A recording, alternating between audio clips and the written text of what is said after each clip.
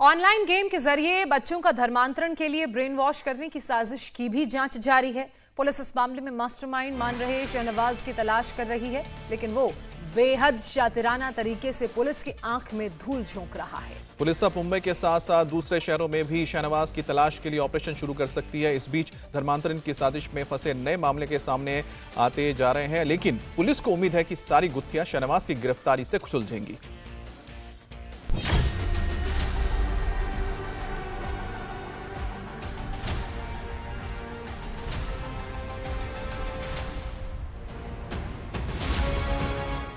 Online साजिश का mastermind कहां फरार?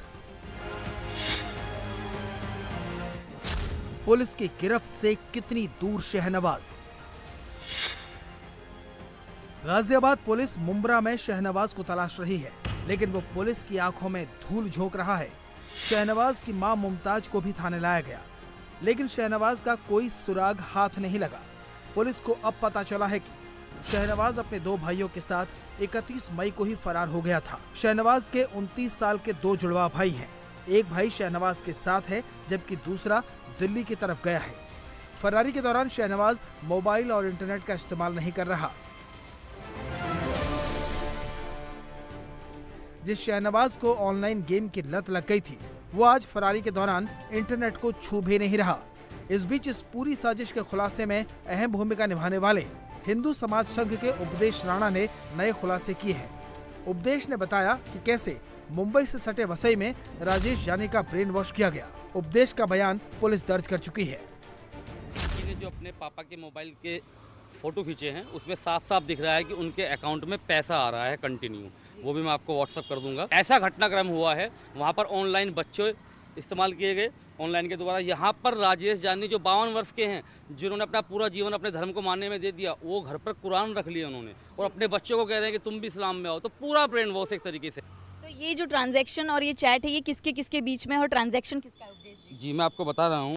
ये जो ट्रांजैक्शन की बात मैंने आपसे बताई, ये लड़की ने मुझे भेजी, आप अपने कैमरे पर दिखा सकते हैं। ये उसने फ़ोटो लिया है अपने पापा के मोबाइल से, जिन पर मैसेज आते हैं, और साफ साफ जिस बंदे ने भेजे उसका नाम भी देख सकते हैं और पेमेंट भी देख सकते हैं। तो नूर मोहम्मद गुलिस्ता के नाम से ये पेमेंट हुई है? जी, पहले ब्रेन वॉश किया गया, उनको इस्लाम में लिया गया और फिर उनके खाते में लगातार पैसा आ रहा है। ये सबूत है आपके चैनल पर, जो चीख कर ये कह रहे हैं कि लालच देकर, ब्रेन वॉश कर कर, कहीं भय दिखाकर, कहीं बरगला कर और हिंदुओं को कैसे टारगेट करके इस्लाम में लाया जा रहा है। सवाल है कि वो इतने बड़े 52 साल के इतने बड़े व्यक्ति हैं, तो पैसे तो वो अपने बिजनेस से या किसी और चीज़ से भी कमा सकते हैं। तो कैसे हम इस बात को माने कि ये वही धर्मांतरण के लोगों की तरफ से पैसे ट्रांसफर किए गए? ये बिल्कुल साफ है कि एक व्यक्ति का नाम जिसमें आपको दिख रहा है, उसने पैसा ट्रांसफ़र किया है।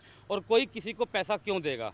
पहले धर्मांतरण होता है, कुरान घर में जाती है, अपने परिवार को ये कहा जाता है तुम भी इस्लाम में, और उसी समय पैसा आता है अकाउंट में। तो सीधा सीधा मैं इसको उसी चीज़ से देख रहा हूँ कि ये वही गैंग है जो पैसा दे करके, और जिनकी स्थिति सही नहीं है या सही भी हो, और पैसे का लालच दे करके उनको कन्वर्ट कर रहे हैं।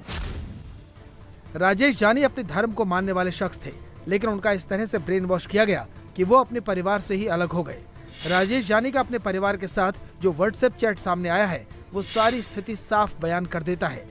इस चैट में लिखा गया है, कुर्ता पायजामा और टोपी पहन लूंगा, तुम लोग घर के अंदर मंदिर में पूजा करोगे, घंटी बजाओगे, हनुमान चालीसा, गायत्री चालीसा जोर जोर से पढ़ोगे, हमारे को नहीं चलता। हाँ भाई, मैं तो मुस्लिम हूँ, कसाई हूँ, इसलिए कहाँ आएगी बच्चों की याद। हम लोग तो दुनिया में ऐसे ही बदनाम हैं। राजेश जानी के परिजन उनसे घर वापस आने के लिए मिन्नतें करते रहे, लेकिन वो उन्हें खुद अपने पास बुलाने लगे। तुम लोग भी आ जाओ यहाँ मुस्लिम इलाके में रहने के लिए, जहाँ मैं रहता हूँ।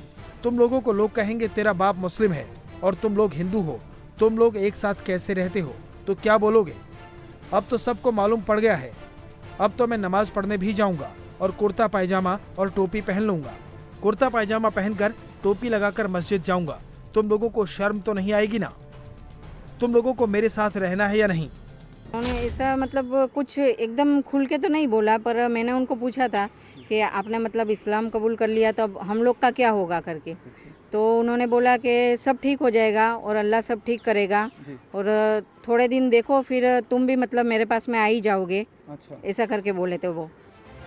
वसई पुलिस आज राजेश जानी की बेटी और उनकी पत्नी का बयान दर्ज कर सकती है। जिसके बाद इस केस में जांच का एक फ्रंट और खुल जाएगा।